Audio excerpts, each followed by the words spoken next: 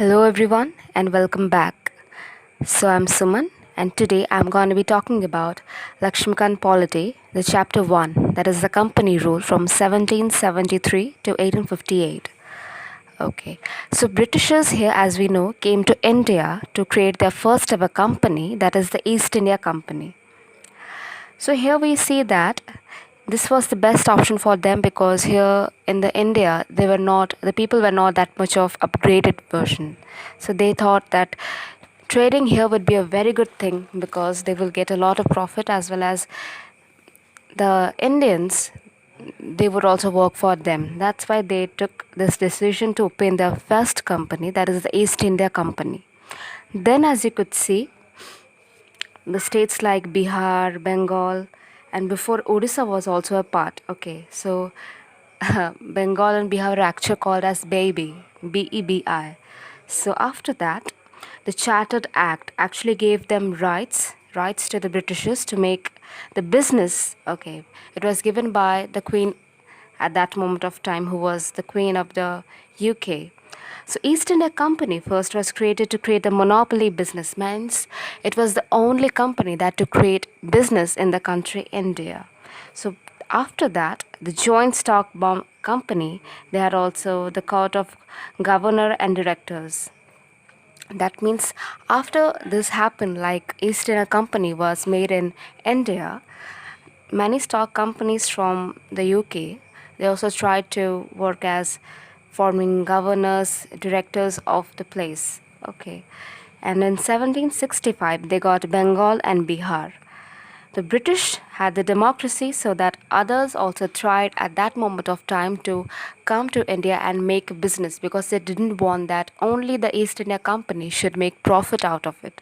This was the main deal breaker that they wanted to have, just because they didn't want it that East India Company should only make profit out of the country.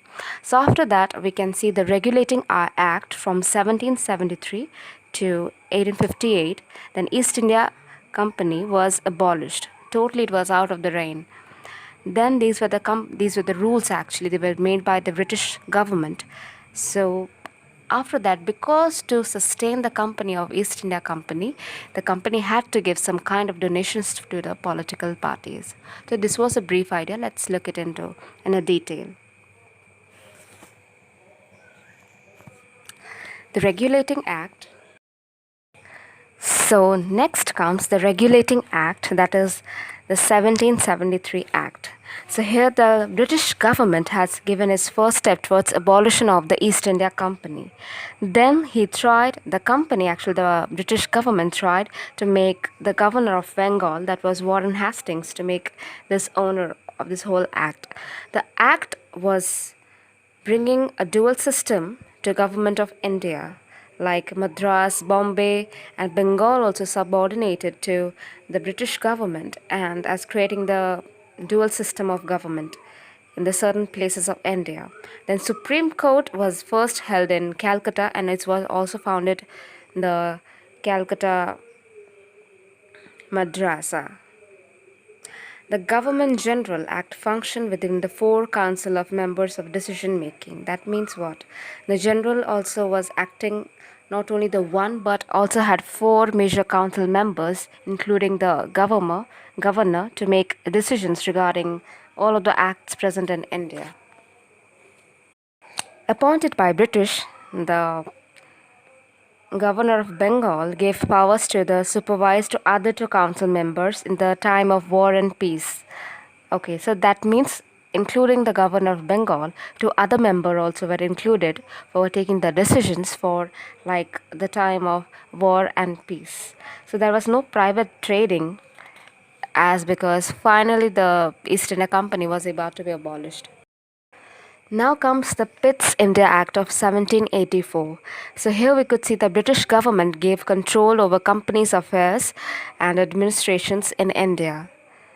So here, after that, the presidencies of Madras and Bombay were subordinated to Governor General and Council of Bengal in the every matter of diplomacy. Means the Governor General of Bengal had every right to take any kind of decisions regarding Bombay and Madras. After that, the creation of the special body, the Board of Control to control the regulation and affairs of East India Company, was created. And then the Governor General of Bengal made subordinate to British, and he couldn't actually declare any decisions without taking permissions, because he was also, his power is also decreasing, as because many subordinates were also present in the Council of Bengal.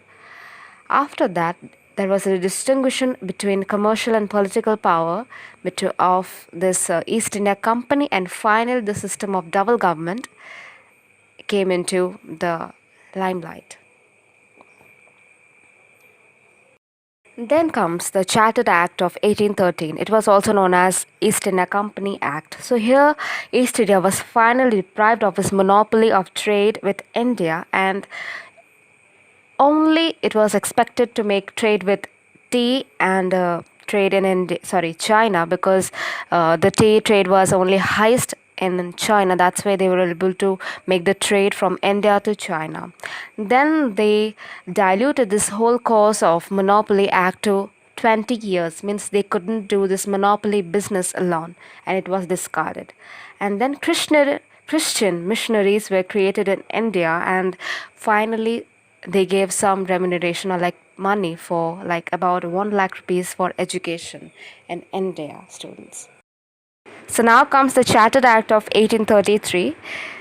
Then finally, after a long time of playing with East India Company, the East India Trade Company was even abolished, trading with China for tea.